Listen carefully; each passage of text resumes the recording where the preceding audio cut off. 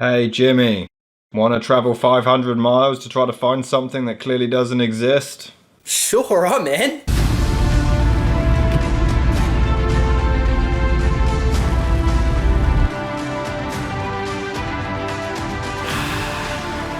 There she is.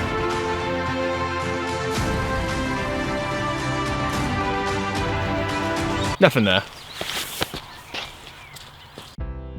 Loch Ness started out to be an ambitious movie based on the legend in the 1970s as a legitimate monster movie, even starring Richard Harris, but it never materialised. The 1996 film was intended to be given a theatrical release but ended up being aired on television first, and despite its premise, it was only partially filmed at Loch Ness, the rest being shot elsewhere around the UK. The movie focuses on Dr. Dempsey, played by Ted Danson, who previously attempted to prove the existence of the Sasquatch. What an idiot. Subscribe to Seeking Answers now. What? His career and reputation were greatly tarnished, but he is then bribed by his boss to go to Scotland and basically do it all again, but with Nessie. I mean, it does have some nice music. It's charming and gives the film a really whimsical feel. All to just trick our asses at the start. Well played, movie. Well played. For hundreds of years, people have come to our village trying to solve the mystery of the law.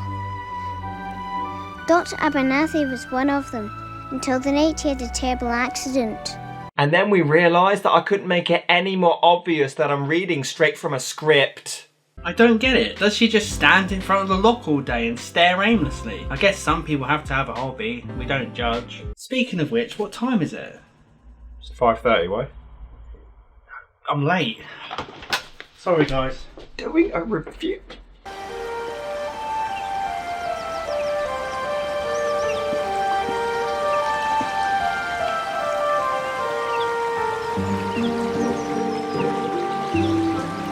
Dempsey basically replaces this fella who tries to take a picture of the monster but gets shocked by its terrible effects and dies. Jesus, just the sight of Nessie was able to kill him. That's quite impressive. It's Ted Danson in LA driving a truck with King Kong. Man, these crossovers are getting ridiculous. I've noticed that Ted Danson never really delivered as a movie actor. In Getting Even with Dad or Three Men and a Baby, he just never felt at home. On TV in Cheers, he owned it, but when it came to films, he just always came across as a bit unsure. I think he does fine. I mean, he only takes on the job for the money, but he takes the piss out of anyone who genuinely believes in the monster, and it's hilarious. You want to find the monster, do you? Yeah, that's correct. But I don't have much time, I gotta get up to Greenland before winter hits. Find Santa Claus, excuse me. And he's not even the only one. 3 of these, laddie, and you might catch a glimpse of the beastie. But I must admit, Danson has some of the best hair I've ever seen. Look at that, Barnett. I'd kill for that hair.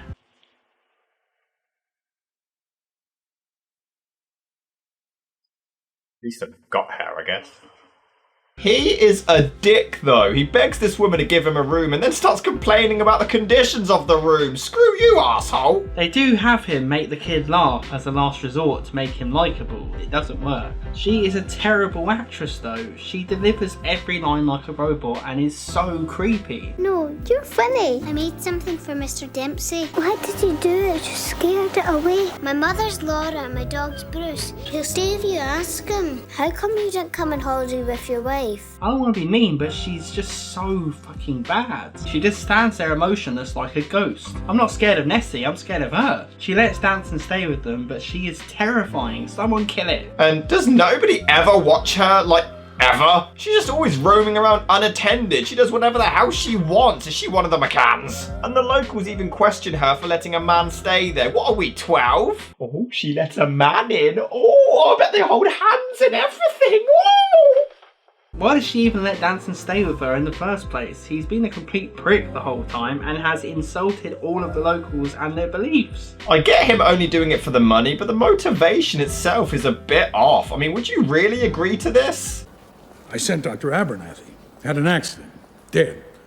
So, your turn! In fact, Danson refuses to do the job at first despite being in debt and then all of a sudden changes his mind. What the hell? What happened? His boss from Buffy the Vampire Slayer doesn't believe in the monster either and is basically sending him there just to prove it doesn't exist. Yeah, good luck. It's been hundreds of years of no evidence and people still won't let it go. shoes. Look, it's Nessie! It's Nessie, Rob! Oh my god! There's nothing there! Oh, the shoe. What's there? What's there? Oh my god, it's there again! Ah, it's there! Where? I swear it was. Oh, what's that over there? It's there! It's there! It's there! What's the problem here? All you have to do is run the sonar up the loch, bring me definitive evidence that nothing's there. They've done that. I must admit, this music is pretty charming. It's an interesting approach to make it more of a family adventure that captures the magic of Nessie instead of just going for the generic horror movie. I mean, they do enter Jaws at one point. Yeah, apparently Nessie is this vengeful bitch. To be fair, he spots a dog swimming in the loch, and it is quite clever. This was a common misconception in the photographs over the years. People believed certain things were Nessie, but it was actually something as silly and innocent as a dog collecting a log. It was Nessie! It was Nessie! It was a log! Nessie. It was a log! It was this! That is a stuffed. She's waiting for me. Are you in a relationship with a fish? Danson meets this fella called Adrian, who is a hardcore believer, but he gets so annoying. He believes Nessie is a dinosaur who survived extinction during the Second Ice Age, even though Loch Ness is only 10,000 years old, but shh! Okay, so the locals need a legend because their livelihood depends on it, but what about the evidence? What evidence? All the pictures! Right. That's an otter, a log, fake, donkey. There's a scene later where they scan the entire loch and find nothing, and Adrian is heartbroken and still refuses to let it go. The printouts show cracks alongside the loch. And something could have been hiding in there. It could happen. But too many people have testified. Priests and policemen. 10,000 others. You think that's some sort of mass hallucination? Yes! Yes! In fact, we see it later and it's fucking huge! How the hell did it hide? I mean, it is funny how he doesn't take any of this seriously, and we do get a decent jump scare. And it's no wonder Bilbo Baggins managed to find the one ring to rule them all. He's kicking it about in Loch Ness. They also say that he's been there since 1932, and since this takes place in 1996. I know my maths isn't my strong point, but I'm sorry, I'm not buying it. Maybe he is a hobbit. Oh, would you give me a break? The problem is, the movie is just dull and bland, and Ted Danson is just boring. It's a pleasant film, but to be honest, it could have been really good. It's just being delivered very lifelessly. It's not really a chore to sit through, but there's not a lot to it. There's a local on the loch who's apparently insane. I can't tell if they're making fun of Steve Feltham or not, but either way, bit mean. Yeah, this is the biggest conflict in this monster movie. Other boats. Now, the dialogue isn't too bad. Except for... He walks in his sleep, you know. A lot of Americans do that. And... You arrogant young whippersnapper. Has anyone ever actually used the word whippersnapper in a serious way? I don't think it will ever work. Danson does give a nice speech here about how he needs to actually find the monster in order to save his career, and the dialogue is pretty well written. I am a joke. I'm the guy who chases Looney Tunes, and you think I don't want to find something out there? Ian Holm isn't in the film for very long, but he does give a solid performance as the Coast Guard, even if he is immediately outshined by Danson being a dick some more. Number one, I'm not on holiday, and number two, I don't have a wife. Never. You see? No, I did once. Then Nessie ate her. The bitch. But could this music be more over the top as Danson and the woman fall for one another in just a few days? What I meant was that I'm farsighted. This bag is for you. It has the rest of Dr. Abernathy's things in it. Composer needs to calm the hell down. So they get attacked by Nessie, and Danson actually drowns but is convinced that he saw the monster. He's not your monster! He's my monster! Bloody isn't, mate. Nobody owns her. Honestly, these scenes are just so cringy. Like this fight, look at it! It's so cheesy and goofy. Good old 90s cheese. But, yep, I guess he's just giving up his entire life and career in the States to move to Scotland to be with this woman he's known for 20 minutes and her annoying kid. I actually think this movie should have been done from the child's perspective. I mean, obviously not this actress because she was shit. It's true.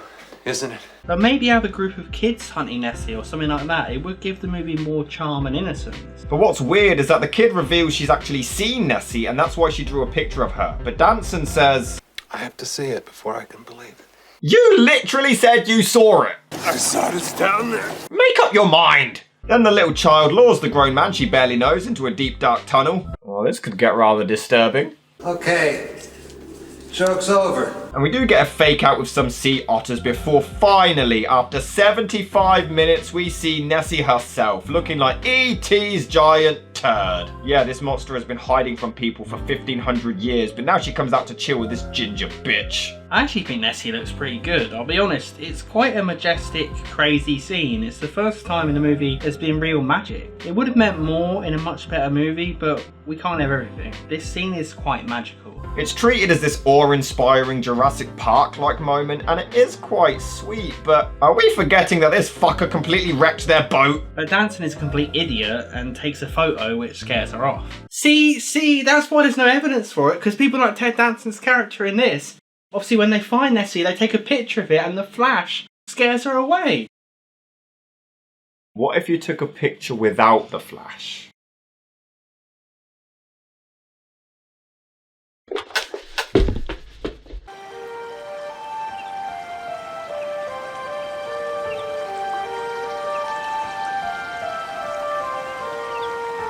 I'll give credit where it's due. The Nessie scene is really well done, but the rest of the movie, even the direction, is quite bland. I also hate the motivation at the end. So everyone hates Danson for taking the picture and wanting to benefit his own career, but why are they shocked? He was literally sent there to find evidence. This is the biggest breakthrough in human history. I do find it odd that his boss immediately believes the picture is real though. I mean, all the photos over the years were called fake, but here, this one, no, it's completely legit. But this would never happen. They go to a press conference for him to reveal his findings, but he has a change of heart and it shows the kid's drawing instead and keeps it a secret. No one would literally sabotage their own career like this. It's so stupid. I mean, Ted Danson's career's faced worse anyway, but you know. Oh, great, right. A little success and all of a sudden you're a critic. I mean, it is a little funny, but am I the only one who thinks the monster should be shown? The bitch did try to drown him, and then he just returns to the loch and apparently all is forgiven. Yeah, it's meant to be this wholesome message, but I mean, he still scared Nessie away and she's probably never gonna come back. He took away the kid's pet dinosaur. I think she deserved it. Look, she thinks about running out the door, then runs back in twice. I don't know what this actress is doing. I don't think she was giving any direction at all. In fact, I don't think she was even an actress. She just wandered into the studio and was let in the movie. The film is... It's harmless. It's certainly not terrible or offensively stupid. It's just... it exists. That's it. It just exists. It's cheesy, it's silly, but sometimes charming and sometimes kind of funny. It's not great, but it's not bad. It's just okay. If you're interested in the Loch Ness myth, I'd say check it out, but you're not really missing a whole lot if you give it a skip. It was pretty bland. There's a few magical moments, but I really think Ted Danson was the main issue. It's just yet another movie that shows him as a failed movie star of the 90s. He just wasn't cut out for films. It's also just boring. The young actress wasn't charming, and it wasn't executed as well as it should have been. It's harmless, but just a missed opportunity.